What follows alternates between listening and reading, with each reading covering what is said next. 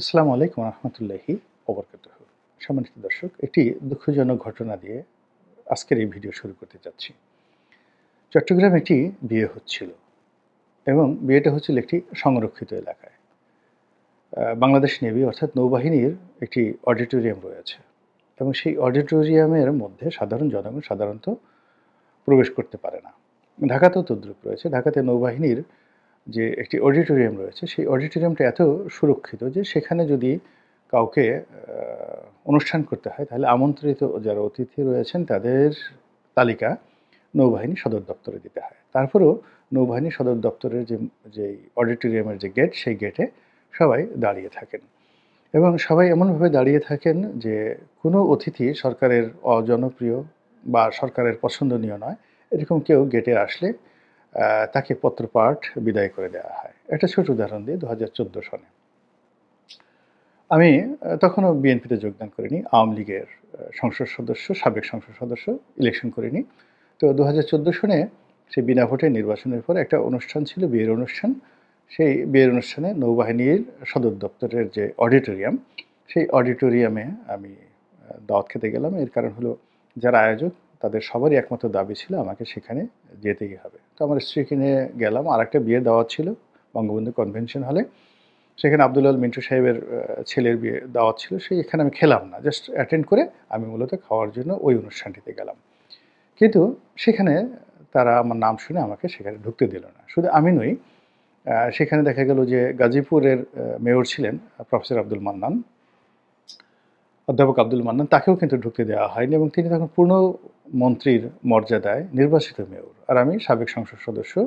সাবেক সংসদ সদস্য হিসেবে জনগণের ভোটে নির্বাচিত একজন প্রতিনিধি, একেবারে আমৃত্যু রাষ্ট্রের গুরুত্বপূর্ণ ব্যক্তি হিসেবে তিনি থাকেন সর্বক্ষেত্রে, কিন্তু আমাদেরকে সেখানে ঢুকতে দেওয়া হয়নি। তো এইরকম একটা সেন্সিটিভ জায়গাতে একইভাবে আপনি যদি সেনা বাহিনীর যেটা সেনাকুঞ্জ রয়েছে, সেনাকুঞ্জতেও একই নিয়ম, ক্যান্টনমেন্টের মধ্যে ওখানেও আপনাকে যাকে বলা হয়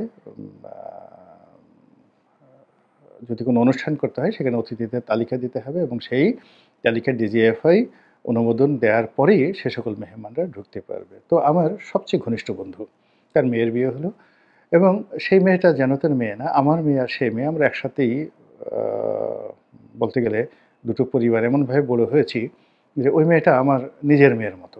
আমি তাকে কোলে পিঠে করে মানুষ করেছি, সাঁতার কাটিয়েছি। সেই মেয়ের বিয়ে।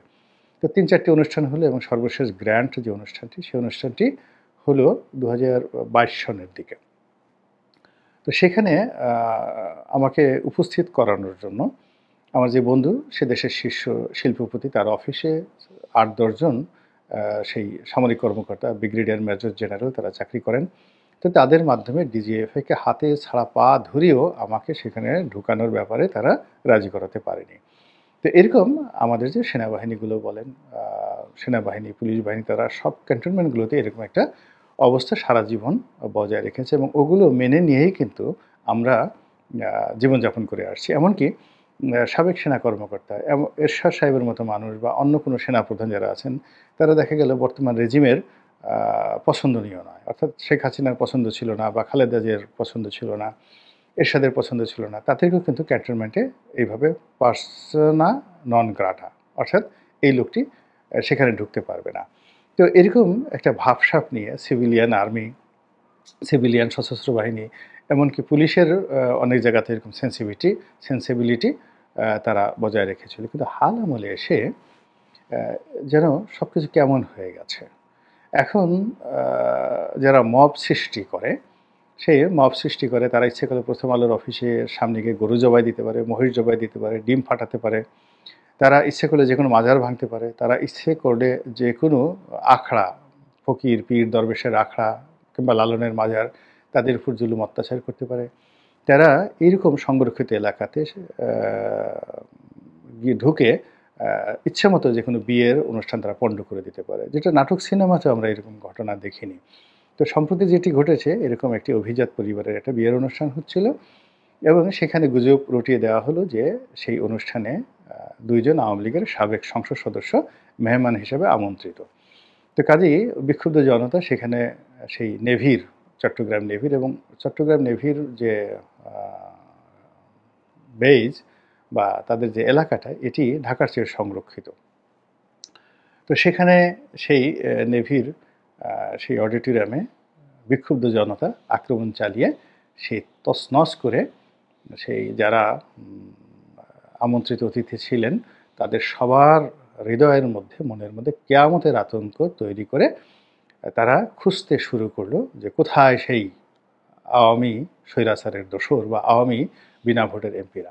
তো দুজনকে টার্গেট করা হয়েছিল, একজনকে নাকি পেয়েছে, আরেকজনকে নাকি পায়নি, কোন দরজা দিয়ে কীভাবে পালিয়ে গেছে। এবং এই ঘটনা পুরো চট্টগ্রাম তো বটেই, সারা বাংলাদেশে তোলপাড় তৈরি করেছে। বিশেষ করে সামরিক বাহিনীগুলোর মধ্যে এগুলো নিয়ে নাম নির্ধারণ কথাবার্তা হচ্ছে। এবং এই ঘটনা থেকে বরযাত্রীদেরকে রক্ষা করার জন্য, মেয়েকে রক্ষা করার জন্য, মেহমানদেরকে রক্ষা করার জন্য নৌবাহিনীর সদস্যরা যারা দায়িত্বরত ছিলেন তারা চেষ্টা করেও সরাসরি এই যারা বিক্ষোভকারী তাদের দ্বারা তারা লাঞ্ছিত হয়েছেন, অপমানিত হয়েছেন। হয়তো আরও মন্দ কিছু তাদের কপালে জুটেছে, এটা আমরা বলতে পারি না। এখন মূল ব্যাপার হলো যদি নৌবাহিনীর ওখানে ঢুকতে পারে, তাহলে ঢাকার নৌবাহিনীর যেখানে গোলাম মোল্লা রনিকে ঢুকতে দেওয়া হয়নি, একজন মন্ত্রীকে ঢুকতে দেওয়া হয়নি, বিএনপির একজন নেতাকে, বড় নেতাকে আব্দুল আল মিন্টুকে ঢুকতে দেওয়া হয়নি, বা আব্দুল মান্নানকে ঢুকতে দেওয়া হয়নি, তো সেখানে এখন কি অবস্থা আছে? তারা কি সেই ক্ষমতাটা হারিয়েছে? তাদের সেই যে পৌরুষ ছিল, তাদের যে বলদ ছিল, বীর্য ছিল, সেই বল, বীর্য, পৌরুষ এগুলো সব কোথায় গেল? এগুলো সব নিঃশেষ হয়ে গেল নাকি এগুলো উৎপাদিত হচ্ছে না? তো এগুলো নিয়ে নির্ধারণ কথাবার্তা হচ্ছে সিভিলিয়ান মানে সাধারণ মানুষের মধ্যে। আবার অন্যদিকে ওদের মধ্যে অর্থাৎ যারা এই সশস্ত্র বাহিনীতে আছে তাদের মধ্যে বক্তব্য হলো যে একে অবস্থার সৃষ্টি হলো, এখন মগের মূল্য হলো, এখন মবের মূল্যকে আমরা পড়লাম। যারা কোনোদিন ক্যান্টনমেন্টের দিকে ফিরে তাকাতে সাহস পেত না, নৌবাহিনীর গেটের সামনে দিয়ে যাওয়ার সময় ভয়ে যাদের চোখ থরথর করে কাঁপতো, এখন তারা দিদারসে বুক ফুলিয়ে সেই ক্যান্টনমেন্টের মধ্যে ঢুকিয়ে তাণ্ডব চালিয়ে আসছে। আর যারা সদস্য আছেন, নৌবাহিনীর সদস্য আছেন বা অন্য বাহিনীর সদস্য আছেন, তাদেরকে চড় থাপ্পড়, কিল ঘুষি, তাদেরকে ধাক্কাধাক্কি করা, তাদের গাড়ি পুড়িয়ে দেওয়া, তাদের সঙ্গে আঙ্গুল উঁচিয়ে কথা বলা, এগুলো এখন অনেকটা আলু ভর্তার মতো, ডাল ভাতের মতো ঘটনা ঘটে গেছে এই গত 6 মাসে সারা বাংলাদেশে। কেন এইরকম হচ্ছে? এইভাবে কি চলতে পারে? আর এইভাবে যদি চলতে থাকে তাহলে আমাদের যে উর্দি নিয়ে বা আমাদের যে পতাকা নিয়ে কিংবা আমাদের যে পোশাক নিয়ে আমরা যে গর্ব করি, বা আমাদের যে র্যাঙ্ক অ্যান্ড ব্যাজ নিয়ে, হ্যাঁ, I M a major, I M a major general, I M A brigadier general, I M A lieutenant general, এই কথা বলে যে গর্ব এবং অহমিকা বোধ সবসময় তাদের মধ্যে কাজ করেছে, সেই জিনিসগুলো এখন কোথায় চলে গেছে? বা এখন টিউনো, ওসি, ডিসি, এই যে পদপদবীগুলো, এই পদপদবীগুলোর কতটুকু ওজন রয়েছে, কতটুক এরা এই সমাজের উপর প্রভাব বিস্তার করছে, এগুলো নিয়ে কিন্তু বাহিনীগুলোর মধ্যে কথাবার্তা হচ্ছে। এবং এই বিষয়গুলো তারাও বুঝতে পারছে যে তারা যদি সামাল দিতে না পারে তাহলে পুরো প্রক্রিয়াটি কিন্তু অস্তিত্ব সংকটে পড়বে। এর কারণ হলো একটা বিপ্লবের পর সব কিছু নতুন করে হয়। এখানে বিপ্লবের পরে সব কিছুতে জগা খিচুড়ি হয়ে গেছে। জগা খিচুড়ির কারণে কি হলো, সেনাবাহিনী, পুলিশ বাহিনী, তারপরে শেষে সচিবালয়, এনারা আগে রেজিমের যারা লোকজন রয়েছেন তারাও যেভাবে আছেন, তার সঙ্গে সঙ্গে অনেক নিরীহ লোকজন আছেন আবার এই বিপ্লবকে সমর্থন করেন, বা এই বিপ্লব যাদের সহযোগিতা না পেলে বাস্তবায়িত হতো না, তারাও কিন্তু এই বাহিনীগুলোর মধ্যে আছেন। তো যেভাবে এই মবগুলো চালু হয়েছে এবং এগুলো যদি থামানো না যায়, এগুলো যদি বাড়তে থাকে, তাহলে আগামীতে দেখা গেল যে একটা বিপ্লবী সরকার যদি হয়, সেক্ষেত্রে কিউবার মতো, নিকারাগুয়ার মতো, বা যে সকল দেশে বিপ্লবী সরকার প্রতিষ্ঠিত হয়েছে সে সকল দেশের অনুকরণে দেখা গেল সমস্ত বাহিনীগুলোকেই বিলুপ্ত ঘোষণা করা হবে এবং বিপ্লবীদের মধ্যে থেকে নতুন যাকে বলা হয় সদস্য নেওয়া হবে। এবং তাদেরকে ট্রেন আপ করা থেকে শুরু করে সমস্ত কিছু সেই অনেকটা এখন যেভাবে সিরিয়াতে হচ্ছে, এখন যেভাবে হামাসের মধ্যে হয়েছে, যেভাবে ফিলিস্তিনের মধ্যে যেভাবে হয়েছে, অর্থাৎ তারা যখন রাষ্ট্র হিসেবে বা সংগঠন হিসেবে দায়িত্বপ্রাপ্ত হয়েছে তাদের দলের সদস্যদেরকে তারা কিন্তু বিভিন্ন পদপদবিতে নিয়োগ দিয়েছে। তো বাংলাদেশে যদি সেই রকম ঘটনা যে পথে এগুচ্ছে যদি আগামীতে ঘটে, যে পরিপূর্ণভাবে একটা বৈপ্লবিক সরকার হয়, তাহলে তো এই বিষয়গুলোর কোনো অস্তিত্বই থাকবে না। আর অস্তিত্ব যদি না থাকে, এখন যারা আছেন তারা কোথায় যাবেন? আর ওই জায়গাতে যারা আসবেন তারা কিভাবে শুরু করবেন? এই বিষয়গুলো নিয়ে কিন্তু আলাপ আলোচনা হচ্ছে। তার চেয়ে বড় ব্যাপার হলো যাদেরকে মানুষ ভয় পেয়ে অন্যায় করা থেকে বিরত থাকবে, যারা সমস্ত দেশের দুর্নীতি, অন্যায় অপরাধের উপর একটা হাতুড়ি হিসেবে, একটা শক্তি হিসেবে, একটা পাওয়ার হিসেবে, একটা ডিফেক্টো পাওয়ার হিসেবে যারা সবকিছু নিয়ন্ত্রণ করবে, তারাই যদি এখন এই সময়টিতে অপমানিত হন, লাঞ্ছিত হন এবং তাদেরকে সেই ছাত্র জনতার সাহায্য এবং সহযোগিতা নিয়ে নিজেদের পিঠ বাঁচাতে হয়। যেমন দেখা গেল ডক্টর মোহাম্মদ ইউনূস, তার বাসভবন ঘেরাও করা হয়েছে এবং খুব অল্প কয়েকজন মানুষ ঘেরাও করেছেন। যথেষ্ট যৌক্তিক কারণ রয়েছে। কিন্তু ব্যাপার হলো তাদেরকে ঠেকিয়ে দেওয়া হলো পুলিশের মাধ্যমে, কিন্তু পরবর্তীতে পুলিশ পারল না। রাত ১টা পর্যন্ত তারা সেই ডক্টর মোহাম্মদ ইউনূসের বাসভবনের সামনে নিজেদের বিক্ষোভের কথা, দুঃখের কথা, ক্ষোভের কথা তারা জানাতে চেষ্টা করলেন এবং তখন একজন ছাত্রনেতা এলেন। ছাত্রনেতা এলেন, বিপ্লবী নেতা এলেন।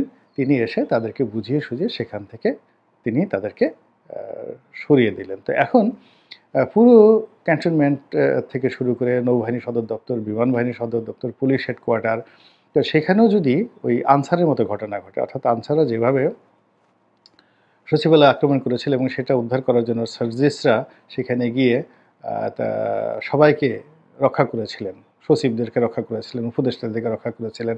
আগামী দিনে এই জাতির ভাগ্যে আর কি এরকম দৃশ্য অপেক্ষা করছে, এটি বর্তমান যে মবের যে বিস্তার ঘটেছে, এই বিস্তারের কারণে আগামী দিনগুলোতে কি হচ্ছে এটা আমরা কল্পনাও করতে পারছি না। মহান আল্লাহ রাব্বুল আলামিন আমাদের সবাইকে হেদায়েত দান করুন এবং হেফাজত করুন। আসসালামু আলাইকুম ওয়া রাহমাতুল্লাহি ওয়া বারাকাতুহু।